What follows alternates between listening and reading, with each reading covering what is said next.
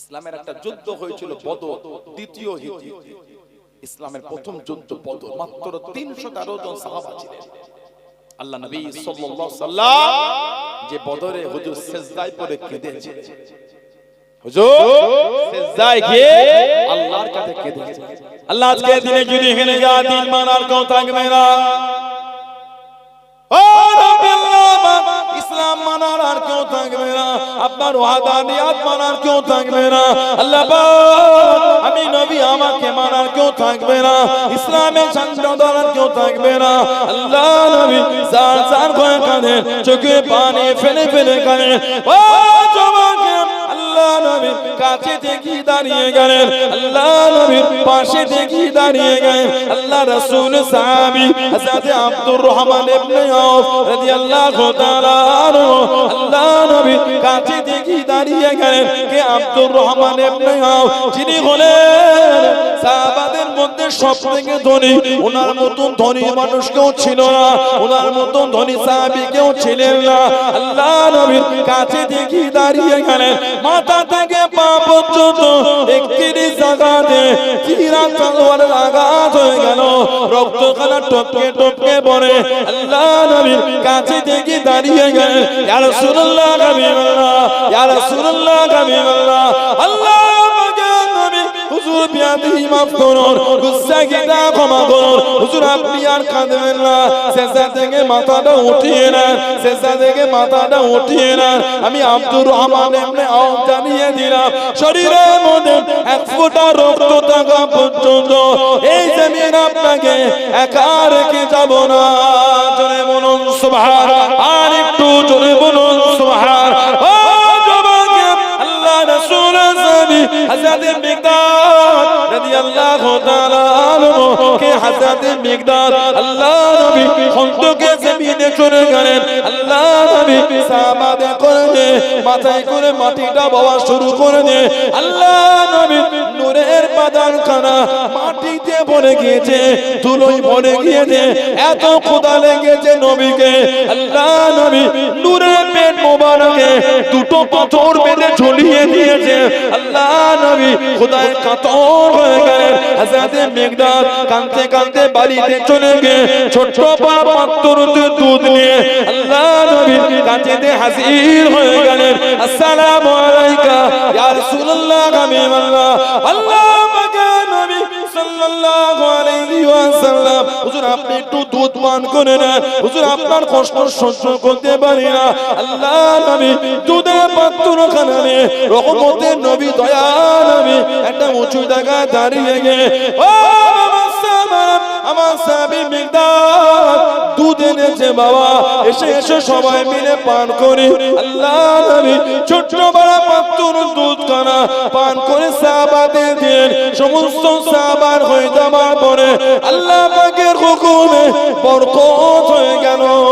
জোরে বলুন সুবহান, আর একটু জোরে বলুন সুবহান। আল্লাহ নবীর বদরের জমিনে কাছে থেকে দাঁড়িয়ে গেলেন, হুজুর আপনি আর কাঁদবেন না, সিজদা থেকে মাথাটা উঠিয়ে নেন, সিজদা থেকে মাথাটা উঠিয়ে নেন।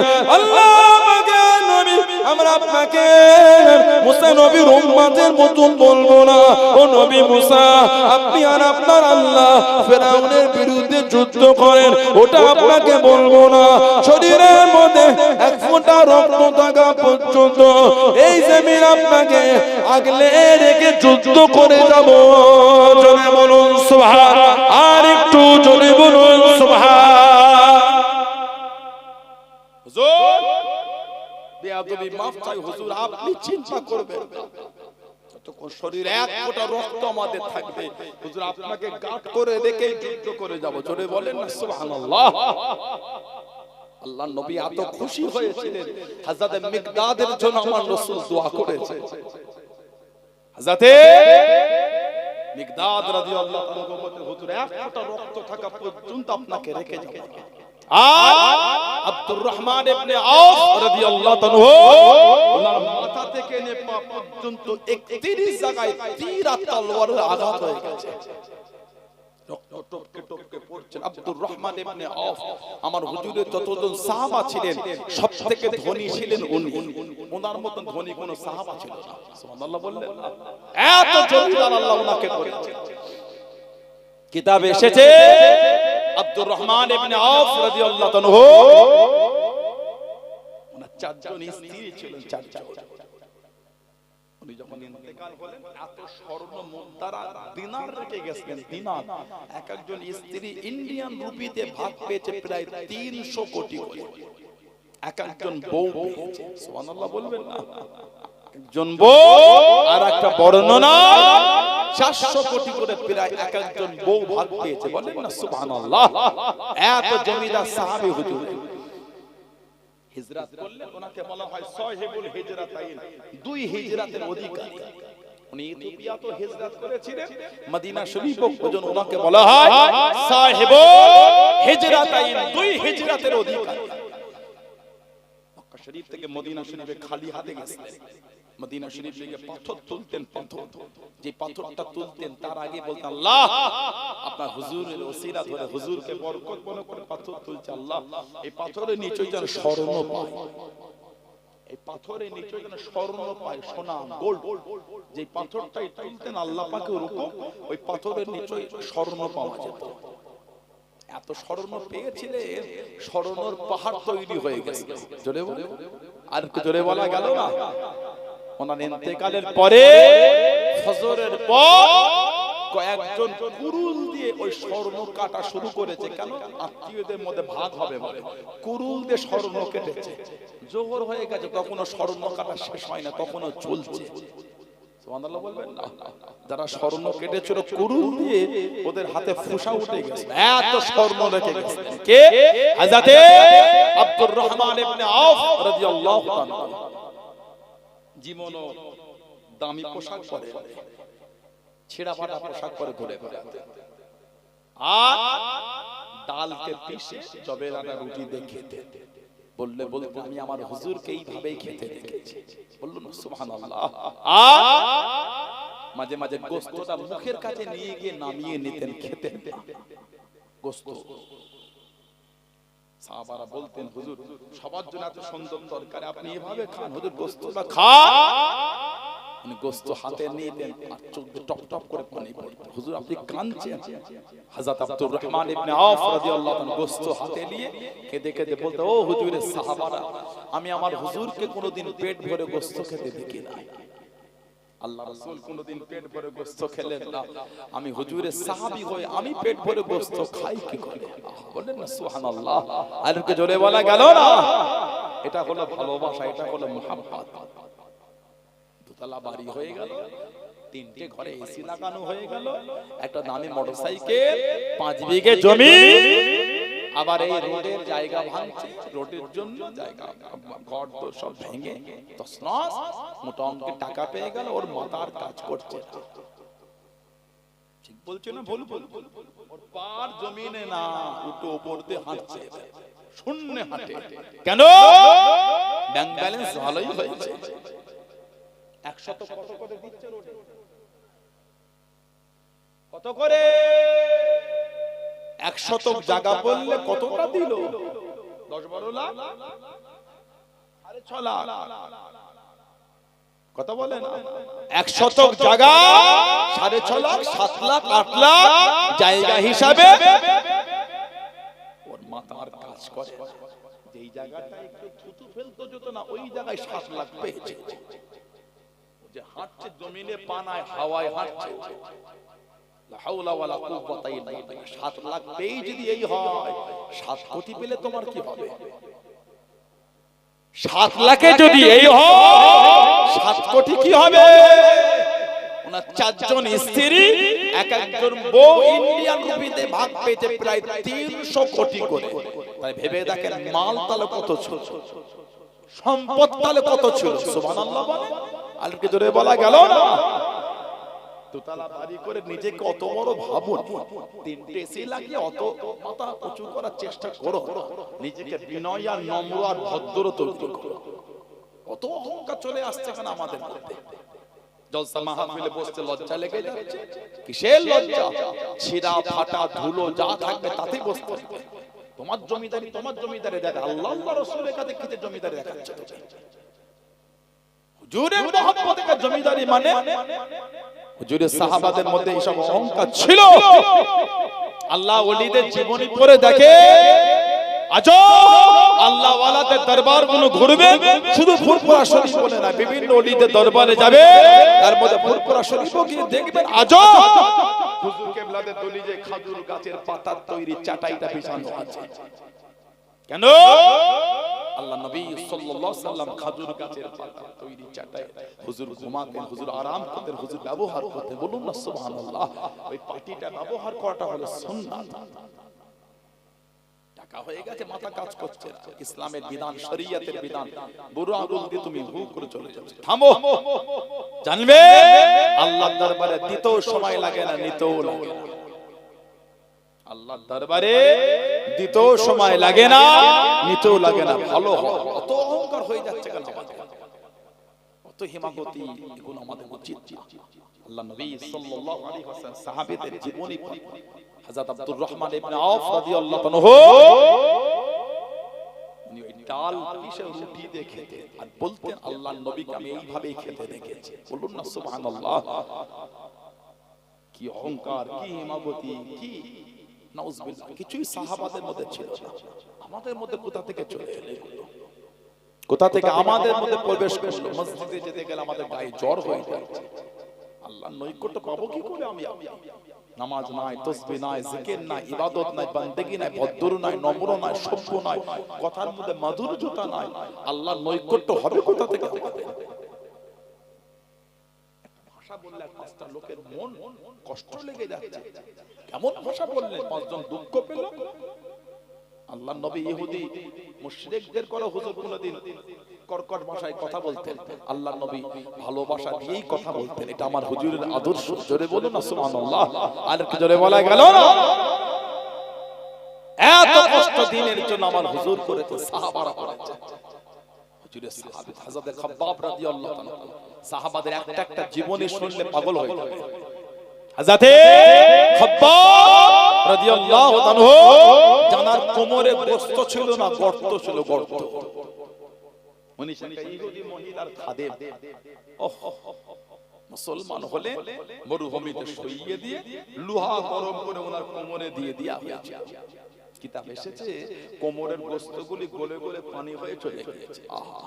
হযরত ওমর ফারুক জিজ্ঞাসা করলেন, ও জওয়াকেরা, ও আমার মুরব্বি বাপদানেরা, মায়েরা, বোনেরা, হযরত ওমর রাদিয়াল্লাহু তাআলা আনহু হুজুর আমার জিজ্ঞাসা করলেন, ও হযরত খাব্বাব রাদিয়াল্লাহু তাআলা আনহু, কোমরে গোশত নাই, কোমরে গর্ত গর্ত হয়ে গিয়েছে, কোমরে কেন গোশত নাই? হযরত খাব্বাব চোখ ভরা পানি নিয়ে কেঁদে কেঁদে জানিয়ে দেন, কেঁদে কেঁদে শুনিয়ে দেন, ও খলিফাতুল মুসলিমিন হযরত ওমর রাদিয়াল্লাহু তাআলা আনহু, হুজুর বিয়াদবি মাফ করুন। আমি খাব্বাব যখন মুসলমান হয়ে গিয়েছিলাম, আমি খাব্বাব যখন কলেমা শরীফ পড়ে নিয়েছিলাম, আমি খাব্বাব মরুভূমিতে শুইয়ে দিয়ে, গরম মানুষদের শুইয়ে দিয়ে লোহা গরম করে আমার কোমরে দিয়ে দিয়েছিল। আমি খাব্বাব কোমরের গোশতগুলি গলে গলে গলে গলে পানি হয়ে চলে গিয়েছে। আমি খাব্বাবের অন্তর থেকে ঈমানের কলেমা মুছতে পারে নাই। জোরে বলুন সুবহান। আর একটু জোরে বলুন সুবহান। কোমরের গোশত পানি হয়ে চলে গিয়েছে, আমার অন্তর থেকে ঈমানের নূর ওরা মুছতে পারে না। জোরে বলুন আলহামদুলিল্লাহ। সেই সাহাবাদের জীবনী বলে, সেই সাহাবাদের মহব্বত আর ভালোবাসাটা দেখে। হুজুরের দরবারে একজন সাহাবী এলে, হুজুরকে সালাম দিলে, হুজুর জবাব দিয়েছেন, কিন্তু হুজুরের মুখটা একটু শুকিয়ে আছে। সাহাবী ভালোবাসা দিয়ে বললেন, হুজুর বিয়াদবি মাফ চাই, হুজুর আপনার কি মনে কোনো দুঃখ? হুজুর বললেন, সাহাবী আজ কদিন আমার খাওয়া হয় না। আল্লাহর নবী বলেছে কদিন আমার খাওয়া হয় না শুকনো অবস্থায়। সাহাবী কাঁদতে কাঁদতে বার হয়ে ঘরে চলে গেলেন। খুঁজলে খাবার কিছু পেলেন না, আশপাশ বাড়ি ঘাট পেলেন না, উনি মদিনা শরীফের রাস্তায় বার হয়ে গেলেন। খুঁজছেন একটা কাজ খুদা পাবো, হুজুরের জন্য কিছু জোগাড় খুদা করবো। খুঁজে খুঁজে খুঁজে খুঁজে কিছু না পেয়ে এক ইহুদির খাজুরের বাগানে ঢুকে। ইহুদি, তোমার বাগানে কিছু কাজ পাওয়া যাবে? ইহুদি বলে, এই গরম রৌদ্রে কি কাজ করবে? এই গরম রৌদ্রে কি কাজ করবে? তবে আমার বাগানে একটা কুয়া আছে, কুয়া এই গরম রৌদ্রের তাপে কুয়ার পানিটা অনেক নিচে নেমে গিয়েছে, তুমি পারবে ওই কুয়াতে এক বালতি নামিয়ে রশি টেনে পানি তুলতে? এক বালতি পানি তুললে একটা খেজুর তোমাকে দেবো। সাহাবী বলছে, আমি তাতে রাজি আছি। বলুন না সুবহানাল্লাহ। ওই গরম রৌদ্রে সাহাবী ওই কুয়ার মধ্যে বালতিটা নামিয়ে রশি টেনে এক বালতি পানি তুলে একটা খেজুর, সাহাবী নিজের চাদরটা বিছিয়ে ওই চাদরের রুমালে খেজুর জোর করে, আবার এক বালতি পানি, আবার একটা খেজুর, আবার এক বালতি পানি, আবার একটা খেজুর। বেশ কিছুটা হলো। সাহাবী বলছে, এতে হয়তো হুজুরের পেটটা ভরবে না, আরো কিছুক্ষণ তুলে বেশ কিছুটা খেজুর হয়েছে, ওটাকে নিয়ে আল্লাহ নবী সাল্লাল্লাহু আলাইহি ওয়াসাল্লামের কাছে চলে গেলেন। সালাম দিলেন, হুজুর জবাব দিলেন। হুজুর বলে, কি ব্যাপার, তোমার শরীর ঘেমে লেগে গিয়েছে, হাতে ফোঁটা উঠে গেছে কেন? বাবা, ইয়া রাসূলুল্লাহ, হুজুর আপনার কদিন খাওয়া হয় না, হুজুর আমার সহ্য হয়। হুজুর আমি আপনার জন্য বালতিটা কুয়োর মধ্যে নামিয়ে রশি টেনে পানি তুলেছি, এক বালতি পানি তুলেছি, একটা খেজুর দিয়েছি। ইয়া রাসূলুল্লাহ, হুজুর আমি আপনার জন্য এত বালতি পানি তুলে এই খেজুরটা হুজুর আমি আপনার জন্য নিয়ে এসেছি। জোরে বলুন না, আর কে জোরে বলা গেল না? এটা হলো সাহাবাদের হুজুরের মহব্বত, এটা হলো সাহাবাদের হুজুরের প্রেম। আমার আপনার ভালোবাসা কোথায় চলে যায়? দিনের প্রতি ভালোবাসা নাই, দিনের প্রতি মহব্বত নাই, টান নাই। মদের আড্ডা, তাসের আড্ডা, জুয়ার আড্ডা, সাতটার আড্ডা, লটারির আড্ডা, সুদের আড্ডা, গানের আড্ডা। মুসলমান আমাদের সমাজের কিছু কিছু ছেলে জীবনটা ধ্বংস করে ফেলেছে। কথা ঠিক বলছি না ভুল বলছি? লা হাওলা ওয়ালা কুওয়াতা ইল্লা বিল্লাহ। মসজিদে গিয়ে দেখবেন, মসজিদের বাইরে মক্তব মাদ্রাসায় গিয়ে দেখবেন, ওই খাটিয়াটা লোহার আংটা করে ঝুলছে। আপনাদের এলাকায় না মসজিদে বাইরে খাটিয়া কোন জায়গায় ঝুলে, কোন জায়গায় এক কোণে রাখা থাকে। আহা, গিয়ে দেখবে, আজকে গিয়ে দেখবেন ওই খাটিয়াটাই ঝুল হয়ে গেছে। ওহ, খাটিয়াটা ঝুল হয়ে গেছে। ঝুল বোঝেন আপনারা কেন হলো বলেন? অনেক কি ব্যবহার হয়নি, মানে এলাকায় ইন্তেকাল হয়। আল্লাহ আমাদের প্রত্যেকের হায়াত দেন, বলুন আল্লাহুম্মা আমিন। বলেন আল্লাহুম্মা, আমাদের প্রত্যেকের আব্বা আম্মা বংশে মাই মুরব্বির আহলিয়া আল আওলাদের আল্লাহ হায়াত দেন, বলুন আল্লাহুম্মা আমিন। আপনি জানেন ওই খাটিয়াটা যার জন্য নামিয়ে ঝুলটা ঝাড়া হবে, ওটা আপনিও হতে পারেন, ওটা আমিও হতে পারি। যার জন্য খাটিয়া নেমে ঝুলটা পরিষ্কার হয়ে সাদা কাফন পরে যাকে ওই খাটিয়ায় শোয়াবে, ওটা আপনিও হতে পারেন, আমিও হতে পারি।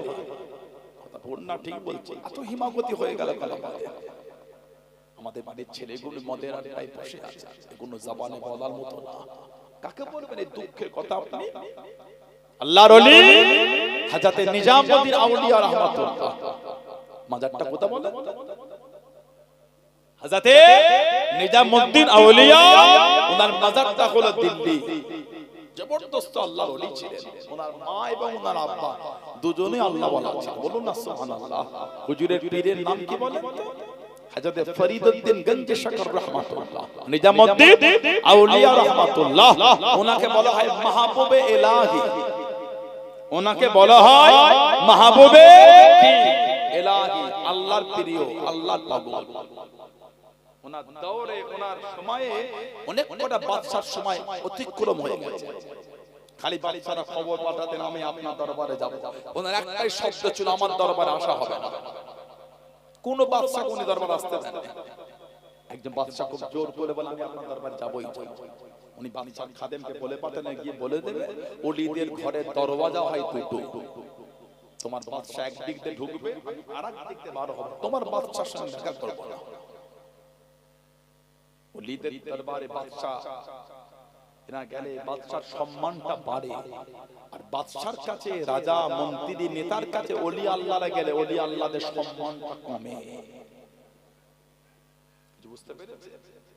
বাদশা, নেতা, মন্ত্রী ওনারা যখন ওলি আল্লাহদের দরবারে আসে, নেতা মন্ত্রী বাদশার সম্মানটা বাড়ে সমাজের লোকের কাছে।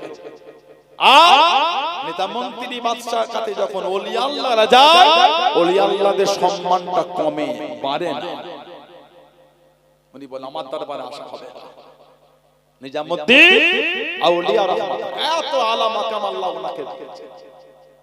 ওনার জামানায় একজন মানুষ ইন্তেকাল হয়ে গেল, যিনি সারাটা দিন মদের দোকানে বসে থাকতেন, আর রাত হলে রেড লাইট এরিয়ায় ঘুরতে, রেড লাইট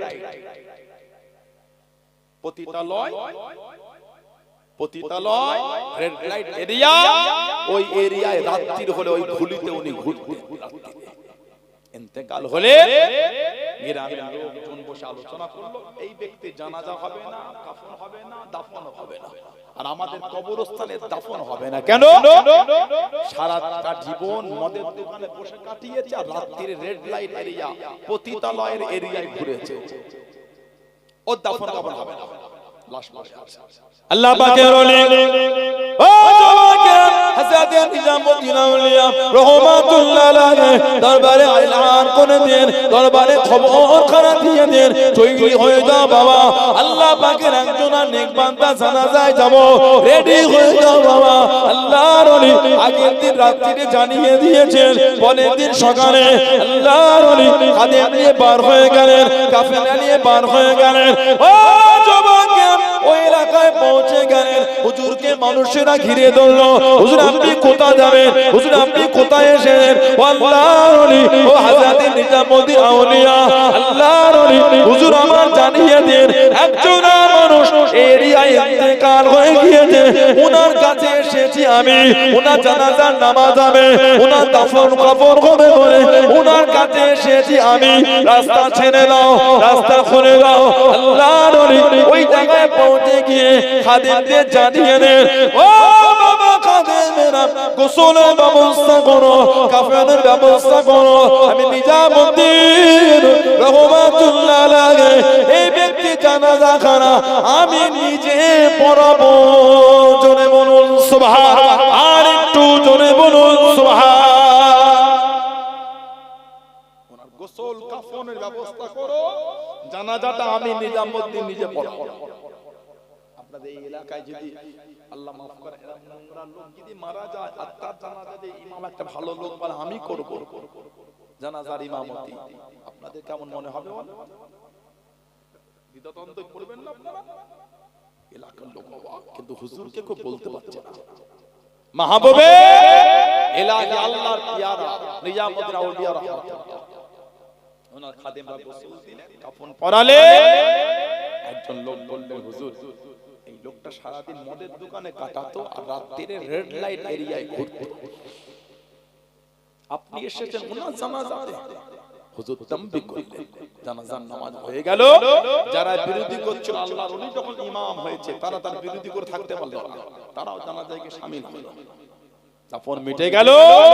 হাজার হাজার মানুষ আল্লাহর ওলি এলান করলে কেউ এই জায়গা থেকে সরবে না, কেউ বসবে, সব দাঁড়িয়ে থাকবে, সব কাতারে দাঁড়িয়ে। হুজুর মাথাটা হেড করলেন, কি যেন বললেন, আবার মাথা তুলে বললেন ওনার স্ত্রীকে নিয়ে আসো, ওনার আহলিয়াকে কেন হাজির করো। আল্লাহ পাকে নেক বান্দার স্ত্রী হাজির হয়ে গেলেন। ও জওয়াকে আল্লাহর ওলি হযরত নিজামুদ্দিন আউলিয়া রাহমাতুল্লাহ আলাইহি পর্দানশীলা মহিলাকে জানিয়ে দে, ও মা বলো বলো তোমার স্বামীর কথা বলো মা, তোমার স্বামীর জীবন চরিত্র বলো মা, লোকে তোমার স্বামীকে খারাপ ভাবে, লোকে তোমার স্বামীকে নোংরা ভাবে, তোমার স্বামী সারাদিন মদের দোকানে বসে থাকতো, বলো বলো তোমার স্বামী কি করতো? ও জওয়াকে হাজার হাজার মানুষের সামনে মহিলাটি জানিয়ে দে, চোখরা পানি নে, কেঁদে কেঁদে শুনিয়ে দে। আল্লাহ পাকের ওলি হুজুর আজই মাফ করুন। আমার স্বামী জীবনও শরাব পান করে না, জীবনে মদ পান করে না। আমার স্বামী নিজের হালাল ইনকামের কিছুটা টাকা দিয়ে মদের দোকানে চলে গিয়ে ওই টাকা দিয়ে মদটাকে কিনে নিয়ে বাড়িতে চলে আসতো। বাড়িতে এসে ওই মদটাকে বাড়ির ট্রেনে ফেলে দিয়ে সারা রাত ধরে কেঁদে কেঁদে দোয়া চাইতো। ও রব্বি আল্লাহ, আমি আজকে দিনে এতগুলি মানুষের মদ কিনে এনে ট্রেনে ফেলে নষ্ট করে দিয়েছি। আল্লাহ পাক এতগুলি মানুষকে আপনি হিদায়াত দিয়ে দেন, এতগুলি মানুষের অন্তরে হিদায়াতের নূর পৌঁছে দেন। আবার পরের দিন সকালে চলে গিয়ে আবার হালাল ইনকাম দিয়ে আবার মদ কিনে নিয়ে এসে বাড়িতে এনে ট্রেনে ফেলে দিয়ে কেঁদে কেঁদে দোয়া চাইতো। আল্লাহ পাক আজকে আমি এতগুলি মানুষের মদ কিনে নিয়ে এসে ট্রেনে ফেলে দিয়েছি। এতগুলি মানুষ আজকে ওই দোকানে গিয়ে মদ পাবে না, শরাবটা পান করতে পারবে না। ও আল্লাহ বাবা, এদের মনে হিদায়াত দিয়ে দেন, এদের অন্তরে হিদায়াতের নূর দিয়ে দেন। আল্লাহর ওলি জিজ্ঞাসা করে, ও মা বলো বলো, তোমার স্বামী রাত্রিরে রেড লাইট এরিয়ায় পতিতালয়ের কাছে কি করতো? মহিলাটি জানিয়ে দেন, আল্লাহর ওলি আমার স্বামী ইনকামের বেশিরভাগ টাকাটা নিয়ে ওই বেশ্যাখানায় চলে যেত, রেড লাইট এরিয়ায় চলে গিয়ে পতিতালয়ে চলে গিয়ে যেই মহিলাগুলি কাতারে কাতারে দাঁড়িয়ে থাকতো, সারিবদ্ধ হয়ে দাঁড়িয়ে থাকতো, তাদের করে ডেকে ডেকে হালাল ইনকামের টাকাটা তাদের হাতে দিয়ে দিয়ে তাদের করে বলে দিত, আজকে তোমরা টাকা পেয়ে গিয়েছো, আজকে তোমরা টাকা পেয়ে গিয়েছো, আজকে দাঁড়ানো লাগবে না, আজকে দাঁড়াতে হবে না, তোমরা তোমাদের বাড়িতে চলে যাও, বাড়ির দরওয়াজা বন্ধ করে দাও, বাড়ির দরওয়াজা বন্ধ করে দাও, তোমরা তো টাকা পেয়ে গিয়েছো।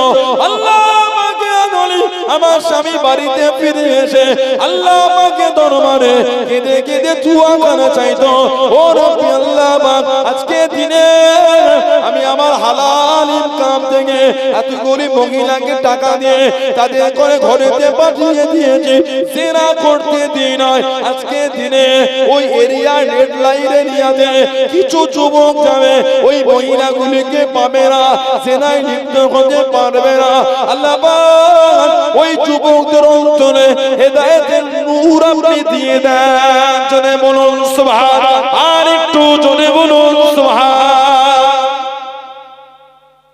স্বামী মদের দোকানে যত মদ পান করতো না, হালাল টাকার কিছুটা অংশ দিয়ে মদ কিনে বাড়িতে এসে ট্রেনে ফেলে কান্ত, আল্লাহ আজকে এতগুলি মানুষের মদ আমি কিনে এনে নষ্ট করে দিয়েছি।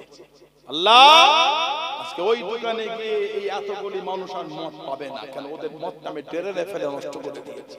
আল্লাহ এদের অন্তরে হিদায়াত দিয়ে দেন। জোরে বলে, জোরে বললেন না সুবহানাল্লাহ।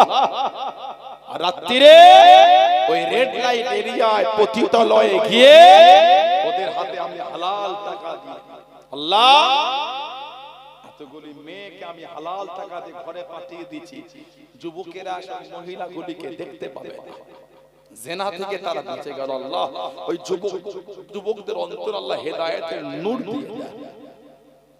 সারা রাত আমার স্বামী কান্ত আর তার জীবনটা সে এইভাবে অতিক্রম করে গিয়েছে। জোরে বলে, নিজামুদ্দিন আউলিয়া হুজুর বলছেন, মেয়েটি বলছেন, হুজুর শুনছেন, গোটা জানাজার মানুষ কেঁদে পাগল হয়ে যাচ্ছে, যার জীবনটা আমাদের জন্য এইভাবে কাটালো, যার অর্থ আমাদের জন্য এইভাবে বিলীন করে দিল, আর আমরাই তাকে নোংরা লোক ভেবে বসলাম। নিজামুদ্দিন আউলিয়া হুজুর রাহমাতুল্লাহ বললেন, ইনি কোনো খারাপ মানুষ না, ইনি হলেন আল্লাহ পাকের নেক বান্দা, আল্লাহ পাকের একজন আবেদ। জোরে বলো, আরেকটু জোরে বলা গেল না? যার জীবন নিজের জন্য নয় তোমাদের জন্য দোয়া করে কাটিয়ে দিয়েছে। বলুন না সুবহানাল্লাহ। আমাদের বাড়ির ছেলেগুলি মদের আড্ডায় বসে, দুঃখ আর কষ্ট কাকে বলবেন আপনি? আমাদের বাড়ির ছেলেগুলি লটারি কেটে জীবনটা ধ্বংস করে দিচ্ছে, এগুলো জামানে বলার মতো না। পাকা হয়েছে, পাগল আমি লটারি কাটিনি রে, ওই হুজুর বলল পাগল সব লটারি আমি নিয়ে নিচ্ছি, অন্য জন না কেউ কাটতে পারে, যুবক কোনো গুনাহ করতে পারবে না। সব লটারি তুমি নিলে অন্যজন গুনাহ না করতে পারে, এই খেলার দিনে সবার আগে তুমি লাইনে গিয়ে দাঁড়িয়ে আছো। যদি সবার ভালো চাইতে লটারি গুলো কিনে ছিঁড়ে পুকুরে ফেলে, এই এরিয়া থেকে দোকান সরা, ঠিক ঠিক এরিয়া থেকে দোকান সরা। এত মেহনতের টাকা, হালাল ইনকাম, তুমি কি লটারিতে ধ্বংস করছো? আল্লাহ পাক আমাদের বাড়ির ছেলেগুলোকে, আল্লাহ যুবকগুলোকে, মুরব্বিগুলোকে আল্লাহ সুবুদ্ধি দান, আল্লাহ এদের মন এই নোংরা থেকে ঘুরিয়ে দেয়। বলুন আল্লাহুম্মা আমিন, জোরে বলেন আল্লাহুম্মা আমিন। আল্লাহ আমাদের সকলকে শরীয়তের উপর কায়েম রাখেন। আল্লাহ আমাদের প্রত্যেকদের, আল্লাহ আমাদের মা বোনদের, আল্লাহ পাঁচ ওয়াক্ত নামাজ আল্লাহ কায়েম করিয়ে না। বলুন আমিন, জোরে বলেন আমিন, জোরে বলেন আল্লাহুম্মা আমিন। দরুদ শরীফ আল্লাহুম্মা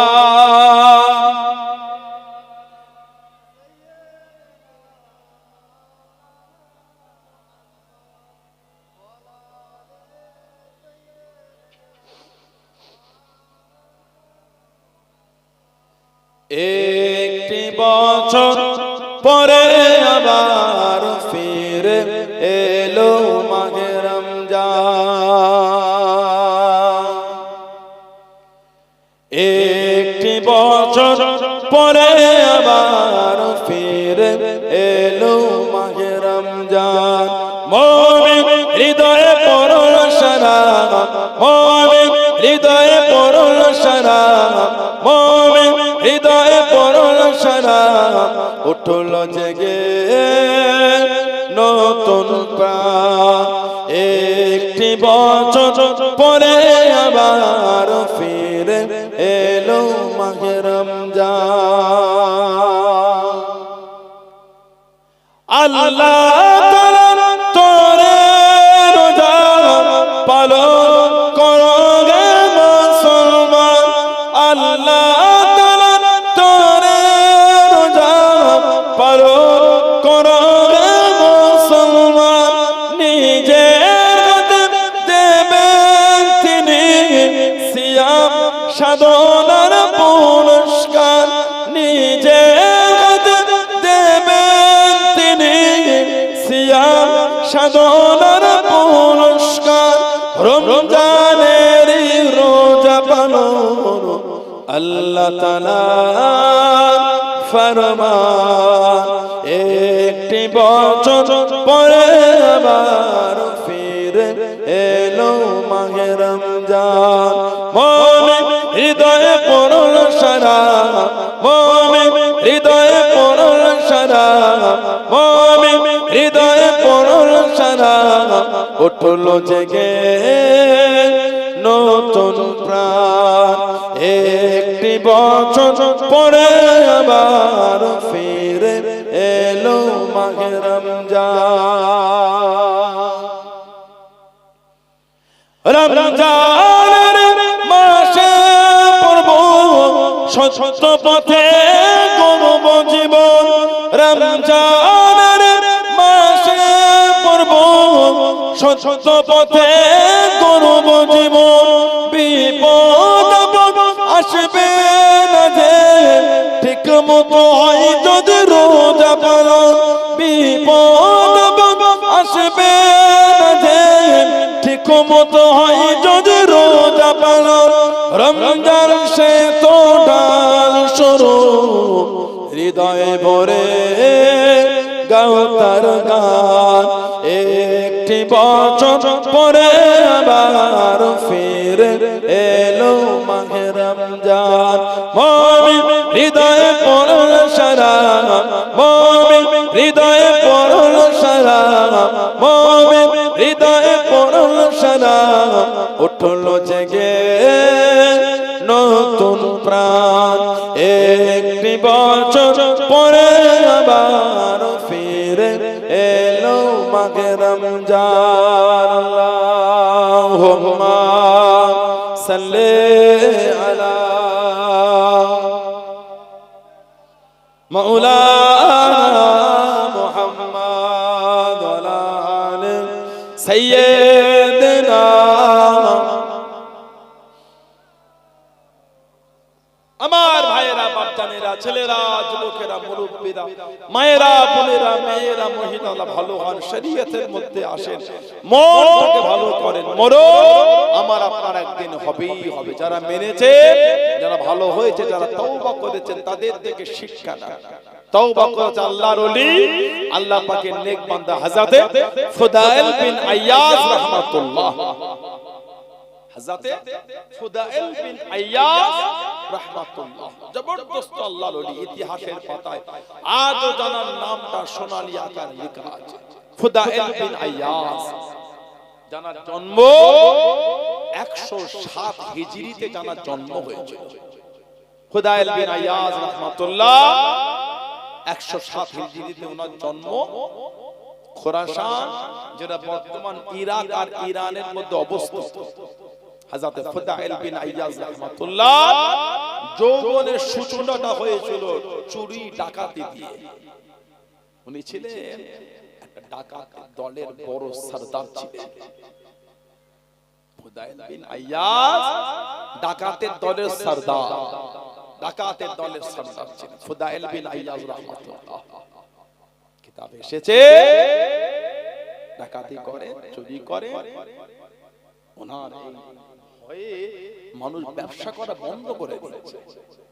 আগেকার মানুষ তো অর্থ কাছে ক্যারি করতে হতো, এখন সুবিধা হয়েছে, টাকা না নিয়ে গেল ব্যবসা মার্কেটিং হচ্ছে না। কি করছে বলো? মোবাইলে ফোন পে আছে, গুগল পে আছে, পেটিএম আছে, অনলাইন ট্রানজাকশন আছে। আগে তো এগুলো ছিল না।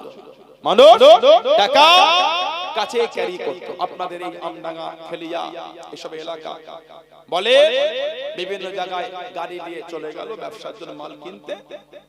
আগে টাকা নিয়ে যেত, এখন টাকা নিয়ে যেতে হয় ফোনে, গুগলে টাকা নিয়ে চলে গেল, গুগল পে, ফোন পে, ওখানে মাল কিনে ওই কোড স্ক্যান করে টাকা ট্রান্সফার করে দিল। টাকা কাছে রাখতেই হলো। আগে তো টাকা ক্যারি করতে হতো, চোট হয়ে যাওয়ার ভয়টা বেশি ছিল। ফুদাইল বিন আইয়াজ রাহমাতুল্লাহ ডাকাতের বড় সরদার, ডাকাতি করে, চুরি করে, কাফেলা লুট করে। আমাদের এলাকায় ওই কিছু কিছু জায়গায় প্রতীক্ষালয় আছে না, মানুষজন একটু ওয়েট করে গাড়ি ধরার জন্য, বা লং সফরে হলে এখান থেকে ধরেন মালদায় যাচ্ছে আপনাদের এলাকার কোনো মানুষ, সবজি নিয়ে যাচ্ছে, কি কিছু আনতে, আম আনতে যাচ্ছে মালদা। যাওয়া আসার পথে, যাওয়ার সময় দু জায়গায় কি তিন জায়গায়, আসার সময় দু জায়গায় কি তিন জায়গায় একটু হোল্ড করে, চা খেতে, টয়লেট করলে, ফ্রেশ হলো, মুখে পানি দিল। এতক্ষণ কন্টিনিউ গাড়ি চালাতে বিরক্ত মনে হয়, দাঁড়িয়ে জেরিয়ে দিল। আগে উটের পিঠে, ঘোড়ার পিঠে করে সফরে যেত ব্যবসা। হযরতে ফুদাইল বিন আইয়াজ রাহমাতুল্লাহ ওই রাস্তাতে সব কাফেলা যায়, উনি ওই চলে গেলেন, তাবু গাড়লেন, তাবু উনি তাবুতে গেলেন আর বললেন তোমরা ডাকাতি করো। উনি তাবুতে গেলেন, চুরি করলো, ডাকাতি করলো, নামাজটা উনি পড়তেন। ফরমান ছিল দুটো, বাচ্চা আর মেয়েদের উপর জুলুম করবে না। হুজুর আমার তাবুর মধ্যে নামাজ পড়েন। ও জওয়ান, আল্লাহর ওলি খিমার মধ্যে নামাজ পড়েন, ওদিকে ডাকাতি শুরু হয়ে গেল। একজন ব্যবসায়ী চিন্তিত হয়ে গেল, আমার জীবনের মালগুলি হয়তো লুট হয়ে যাবে, আমার জীবনের মালগুলি হয়তো চুরি হয়ে যাবে। ও জওয়ান, চিন্তা করতে করতে তাবুটি দেখতে পেয়ে গেল। তাবুর মধ্যে কি থাকে, একজন মানুষ দাঁড়িয়ে দাঁড়িয়ে নামাজ পড়ে, মনটা নরম হয়ে গেল। নামাজ থেকে ফলে হলো আমার মালটা লুট হয়ে যাবে, রাস্তায় ডাকাতি হয়ে চুরি হয়, আপনি কি আমার মালের জিম্মা নিতে পারবেন? এই মালটাকে আমি জিম্মা দিতে পারি, ডাকাতি মিটে গেলে আবার আমি এসে মালটাকে নিয়ে চলে যাব। আল্লাহর ওলি হযরত ফুদাইল বিন আইয়াজ রাহমাতুল্লাহ আলাইহি ইশারা করে দেন, উনি মালটা রেখে বাইরে চলে গেলেন, এক জায়গায় লুকিয়ে গেলেন। ও যুবকেরা, ডাকাতি মিটে গেল। আল্লাহর ওলি কাফেলার মধ্যে আছেন, খিমার মধ্যে আছেন। ওই ব্যবসায়ীটি খিমার মধ্যে গিয়ে দেখেন যারা ডাকাতি করছিল তারা ইনাকে ঘিরে বসে আছে। যারাই ডাকাতি করতো তারাই ঘিরে, মানে উনি দেখছে ইনি ডাকাতের সর্দার আর ওগুলো ওনার চেলা, চেলা ডাকাতি করছিল, উনি এই ভেতরে নামাজ পড়ছিল। বাংলা একটা প্রবাদ আছে, বাঘের কাছে ছাগল পালতে দেওয়া, কথা বলে না, বাঘের কাছে ছাগল পালতে বাংলাটা প্রবাদ আছে। মনটা খারাপ হয়, ওহ এত কষ্টের মাল তাকে দিলাম, তাই উনি ডাকাতের সর্দার। খুদাইল বিন আইয়াজের নজর যেই পড়ে গেছে ওই ব্যক্তিটির দিকে, উনি বলে এই ওনার মালটা ফিরিয়ে দাও, ওনার মালটা আমি নেব না। সুবহানাল্লাহ বলে, কেন?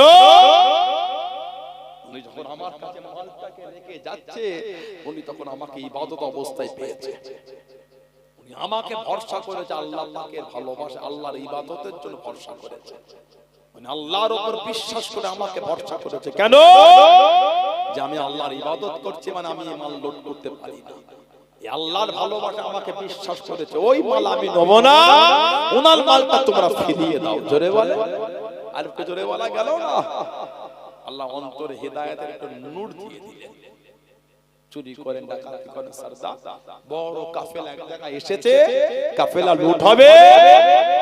খুদাইল বিন আইয়াস রাহমাতুল্লাহ আলাইহি সব রাত্রিরে এই কাফেলার মধ্যে আছে হুজুর খুদাইল বিন আইয়াস রাহমাতুল্লাহ আলাইহি ওই কাফেলার মধ্যে লুট করার জন্য পাঁচি টপকে সব ঘুমাচ্ছে। একজন হাফেজ জেগেছিলেন, কোরআন শরীফের তেলাওয়াত করছে, কোরআন শরীফ। খুদাইল বিন আইয়াস হুজুর যখন ঢুকছেন, তখন কোরআন শরীফের সূরা হাদীদ, সূরা হাদীদ 16 নম্বর আয়াতটা তেলাওয়াত করছে। আলাম ইয়ানিল্লাযিনা আমানু আন তাখশা কুলুবুহুম লিযিকরিল্লাহ, এই আয়াতটা তেলাওয়াত। এখনো কি ঈমানদারদের সময় হলো না?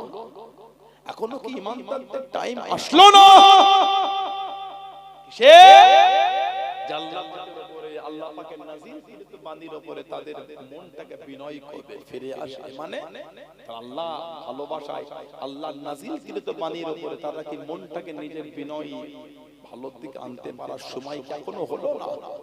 এই আয়াতটা যখনই শুনেছে ওনার অন্তরে ধাক্কা দিয়েছে। আলাম ইয়ানিল্লাযিনা আমানু আন তাখশা কুলুবুহুম লিযিকরিল্লাহ। ডাকাতি করা ভুলে গেছে, হাফেজ সাহেবের কাছে চলে গেছে।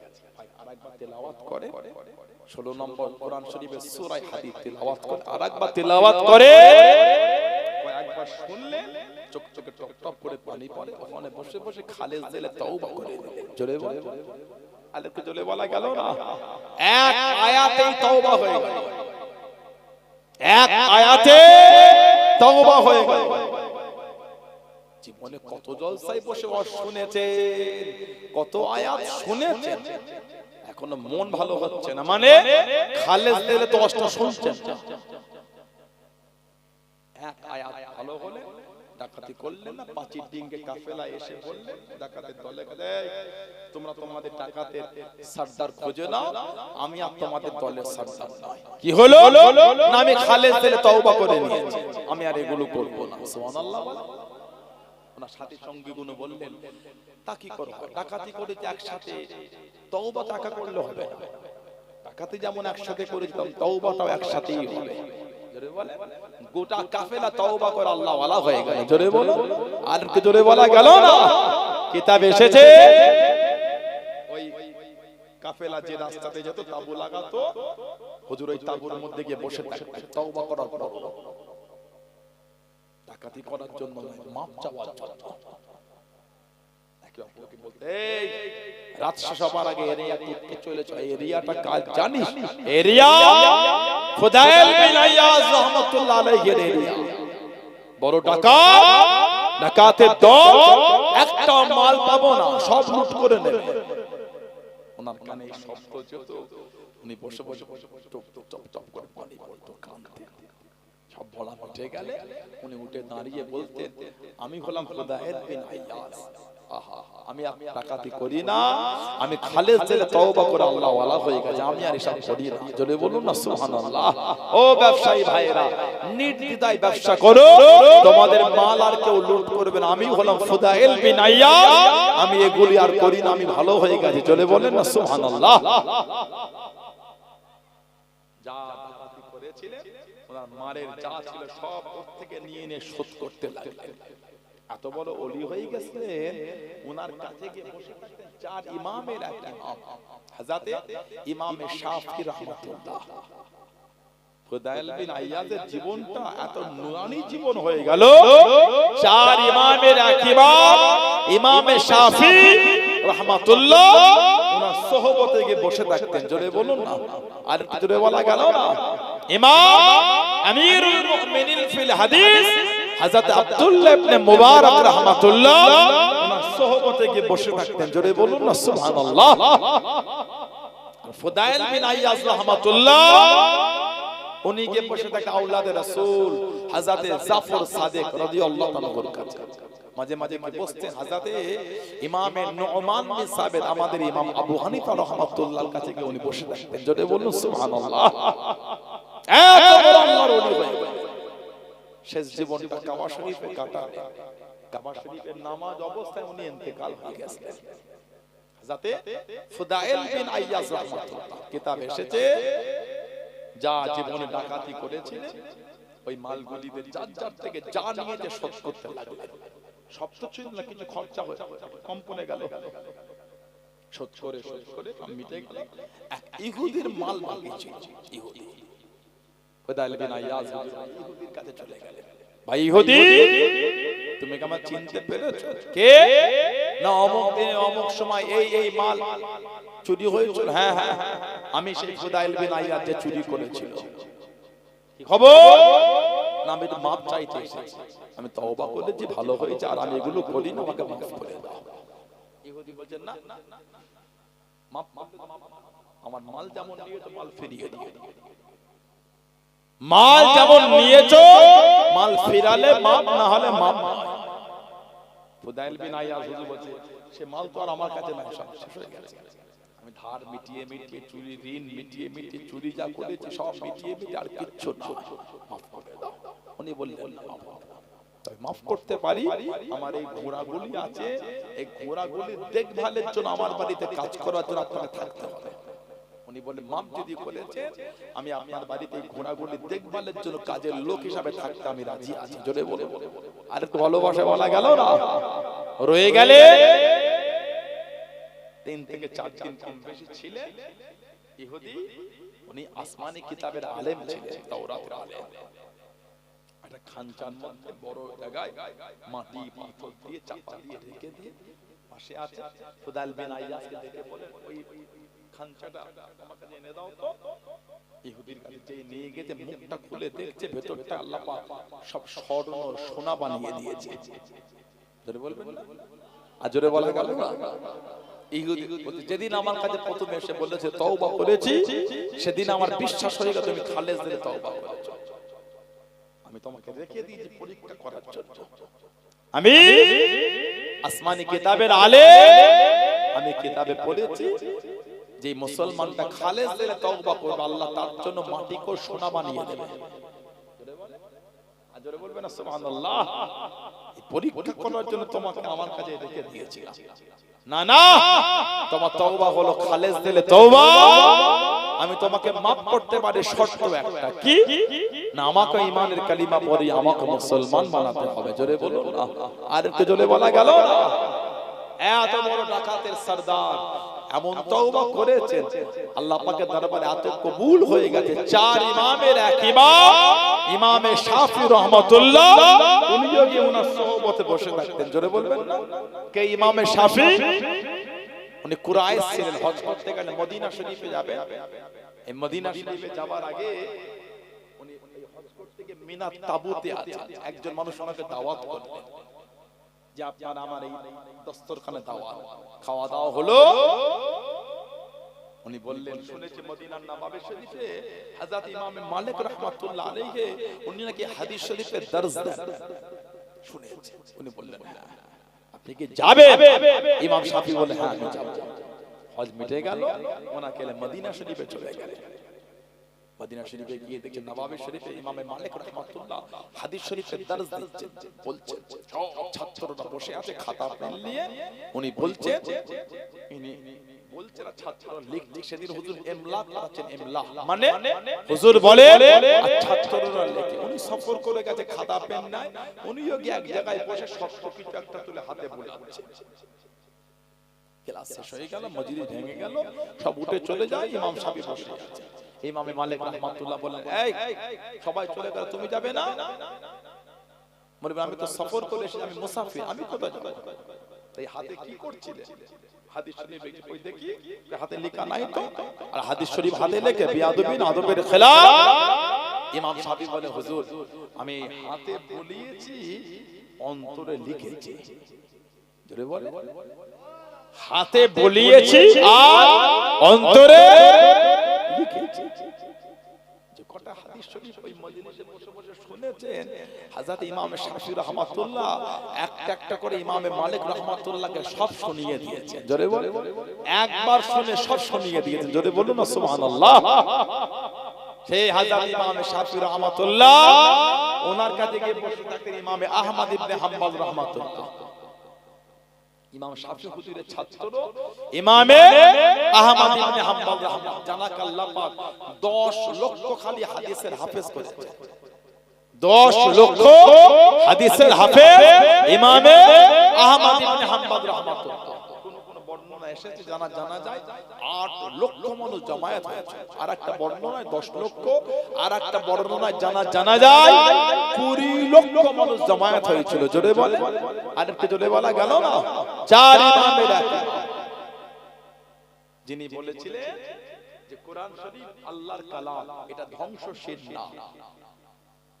আব্বাসী খেলাফতের মুতাসিম বিল্লাহ বলে একজন ছিল, ওনাকে বন্দী করে দিল। মুতাসিম বিল্লাহ শাসক, ওনাকে বন্দী করে দিল আব্বাসী খেলাফতে।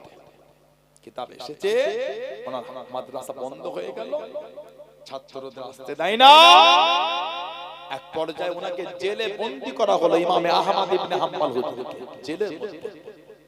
সারা দিনে ওনাকে চাবুকের বাড়ি মারত, এত জোর জোর মারতো, ওনার জামাটা যখন খুলতো, কিতাবে এসেছে ওনার এই চামড়াগুলি ফেটে সব রক্ত জমা বেঁধে যেত। আল্লাহর নবীর 10 লক্ষ হাদিস শরীফ তিনি মুখস্থ করেছেন। সুবহানাল্লাহ বললেন, এই শরীরের চামড়ায় রক্ত জমে যেত। ইমামে আহমদ ইবনে হাম্বল সারা রাত ওই অবস্থায় দাঁড়িয়ে দাঁড়িয়ে নামাজ পড়তেন।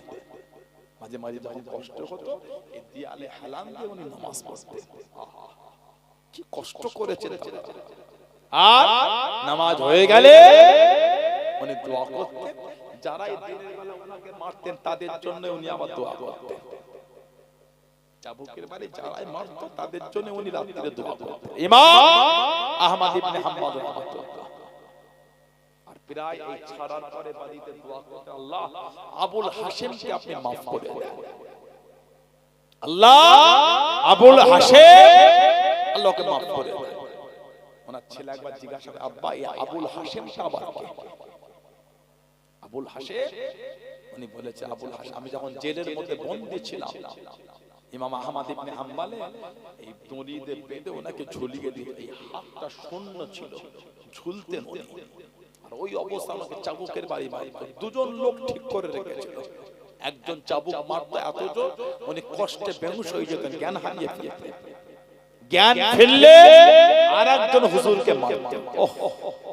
কিতাব এসেছে দুজন একসাথে মারতো না। আর এই অজ্ঞান অবস্থায় মারতো না কেন? মারের কষ্ট বুঝতে পারবে না, জ্ঞান ফিরলে মারতো।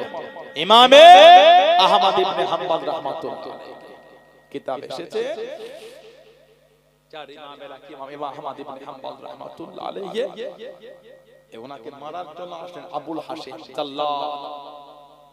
ওনার সামনে দাঁড়িয়ে গেল, ওনাকে মারবে, বলছেন হুজুর বিয়াদবি মাফ চাই, আমি আপনাকে মারবো, তবে হুজুর আপনি সবর করেন, আপনি একটু সবর করেন।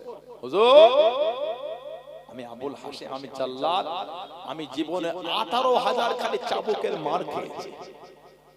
18,000 কেন? না আমি নোংরা লোক ছিলাম, নোংরা। আমাকে 18,000 বার চাবুকের বাড়ি মেরেছে হুজুর, কেন জানেন? শয়তানের জন্য। আমি আজকে আপনাকে মারছি রহমানের জন্য। হুজুর আমি শয়তানের জন্য মার খেয়ে সবর করতে পারলে আপনি রহমানের জন্য মার খেয়ে সবর করতে পারবেন না। সুবহানাল্লাহ বললেন না। আমি শয়তানের জন্য মার খেয়ে সবর করতে পারলে আপনি রহমানের জন্য মারকে সবর করতে পারবেন না। ইমাম আহমদ ইবনে হাম্বল বললেন, এই বলার পর থেকে মারকে আমার আর কিছু মনে হতো না। আমি আল্লাহর ভালোবাসায় চাবুকের মার আমি খেতাম, আমার কিছু মনেই হতো না। জোরে বলে, আর একটু জোরে বলা গেল না কেন? ও শয়তানের জন্য 18,000 মার খেয়েছে, আমি শয়তানের জন্য, আমি আল্লাহর জন্য মার খাচ্ছি। জোরে বলেন না সুবহানাল্লাহ। তানাদের জীবনে বলে জীবনটাকে বদলান, নোংরা থেকে নিজেকে ফিরিয়ে আনা। কাদের আল্লাহ নিয়ামত দিয়েছেন তাদের থেকে শিক্ষা নাও। নিয়ামত দিন আল্লাহ পাক আপনাদের পাশে শুয়ে আছে শশীপুরে হযরত মুফতি গোলাম সরওয়ার রাহমাতুল্লাহ আলাইহি, হযরত আব্দুল জব্বার রাহমাতুল্লাহ আলাইহি পাশে শুয়ে আছে শশীপুর। আমাদের আগামী 5ই ফাল্গুন জলসা, আজকে 26শে মাঘ, তো ওই ফাল্গুন মাসে 5 তারিখ এই বছর দিনের বেলা হবে। কেন? 5ই ফাল্গুন আল্লাহ পাক যদি চান প্রথম তারাবি হবে। 5ই ফাল্গুন আল্লাহ পাক যদি চান প্রথম তারাবি ওই ওজন রাত্রি হবে না, মাগরিব পর্যন্ত হয়ে দোয়া হয়ে যাবে। যাবে না 5ই ফাল্গুন আলা মুহাম্মাদুর রাসূলুল্লাহ আলা মুহাম্মাদুর রাসূলুল্লাহ দুটো জমিনে জান্নাতে গোলাপ হয়ে শুয়ে আছেন। জোরে বলেন, আর একটু জোরে বলা গেল না? নিয়ামত আল্লাহ দিয়েছে আল্লাহর ওলি আমার আপনার পীর জামানার মুজাদ্দিদ হযরত আব্দুল্লাহিল মারুফ মুহাম্মদ আবু বকর সিদ্দিকী, আমার দাদা পীর সাহেব রাহমাতুল্লাহকে। জোরে বলেন না, আর একটু জোরে বলা গেল না? এত আলা দরজা আল্লাহ মুজাদ্দিদুল জামানকে দিয়েছে। 21, 22, 23 ফাল্গুন সাল দাদা পীরের দরবার। 21, 22, 23 দেখতে দেখতে এক বছর অতিক্রম হয়ে গেল। তার মনে হচ্ছে কদিন আগে সসব হলো, আবার এই চলে আসে। আজকে হয়ে গেল ফেব্রুয়ারি মাসে কত তারিখ? 9 তারিখ। আজকে মার্চে 6, 7, 8 আর এক মাসও বাকি। মার্চে 6, 7, 8 এবছর প্রথম দিন শুক্রবার পড়েছে। শুক্র, শনি আর রবি। আল্লাহ সকলকে দাও তৌফিক দাও, আল্লাহুম্মা আমিন। জোরে বলেন আল্লাহুম্মা। যাবেন এবছর রমাদান শরীফ পড়েছে 17, 18, 19 যাবেন আপনি। আল্লাহ পাক সকলকে যাব তৌফিক দাও, আল্লাহুম্মা আমিন। ইসলাম সবে যাবেন রমাদান শরীফে লক্ষ লক্ষ মানুষ একসঙ্গে ইফতারি মাহফিল, তারাবির নামাজ, এটা নিয়ামতের ব্যাপার। এটা একটা নিয়ামতের ব্যাপার। মুজাদ্দিদুল জামানকে আল্লাহ পাক এত সম্মান, এত ইজ্জত আল্লাহ দিলেন। হুজুর আমার স্বপ্নের মধ্যে দেখতে পেয়ে গেলেন, ও যুবকেরা, ও আমার মুরব্বি বাপ জানেরা, ও আমার দাদা পীরের দরবারে মরিদ মোতাকে দিলাম। আল্লাহর ওলি আমার আপনার দাদা পীর মুজাদ্দিদুল জামান রহমাতুল্লাহ আলাইহি স্বপ্নের মধ্যে দেখতে পেলেন, খবরের মধ্যে দেখতে পেলেন একটা জানাজায় হাজির হয়ে গেলেন। যে জানাজায় কত আল্লাহর ওলিরা হাজির হয়েছে, সাহাবা হুজুররা হাজির হয়েছে। দুনিয়া বাদশাহ হাবিবুল্লাহ জনাবে মুহাম্মদুর রাসূলুল্লাহ সাল্লাল্লাহু আলাইহি ওয়াসাল্লাম তাশরীফ করায়েন দে। আল্লাহর ওলি আমার আপনার দাদা পীর ওই জানাজায় চলে যাচ্ছে। ও যুবক, আল্লাহর ওলি নিষেধ করে দিয়ে, আল্লাহর ওলিকে মানা করে দিয়ে দুনিয়া বাদশাহ হাবিবুল্লাহ জনাবে মুহাম্মদুর রাসূলুল্লাহ সাল্লাল্লাহু আলাইহি ওয়াসাল্লাম আল্লাহ নবী মানা করে দিয়ে, এই জানাজায় তোমার আশা হবে না, এই জানাজায় তুমি ঢুকতে পারবে না, এই জানাজায় তোমার আশা হবে না। আল্লাহর ওলি আমার আপনার দাদা পীর চোখ পড়া পানিলে কাঁদতে লাগলেন। স্বপ্নের মধ্যে, খবরের মধ্যে, বুখারী শরীফের মধ্যে পাওয়া যায়, মান রাআনি ফিল মানাম রাআল হক। যে ব্যক্তি আমি নবী আমাকে স্বপ্নের মধ্যে দেখলো, খবরের মধ্যে দেখলো আমি নবী, সে যেন আমাকেই দেখলো। জোরে বলুন সুবহান, আর একটু জোরে বলুন সুবহান। ও যুবক, আল্লাহর ওলি আমার আপনার দাদা পীর কাঁদতে লাগলেন। আল্লাহ নবী জানিয়ে দেন, ও বাবু বাবা, জানাজায় তুমি আসতে পারবে, যে শিক্ষা অর্জন করো ওই শিক্ষা ত্যাগ করে দাও। যে শিক্ষা তুমি অর্জন করো ওই শিক্ষা ছেড়ে দাও। দাদা হুজুর ঘুম থেকে উঠে ওই লাইনের শিক্ষা শেষ করে মাদ্রাসায় ভর্তি হলে আল্লাহ তোমাকে দ্বীনের জন্য পাঠিয়েছেন। জোরে বলো নারায়ে তাকবীর। সম্মানীয় পীর সাহেব হুজুর কেবলা, সম্মানীয় পীর সাহেব হুজুর কেবলা, আওলাদে মুজাদ্দিদুজ জামান, সিলসিলায়ে মুজাদ্দিদুজ জামান।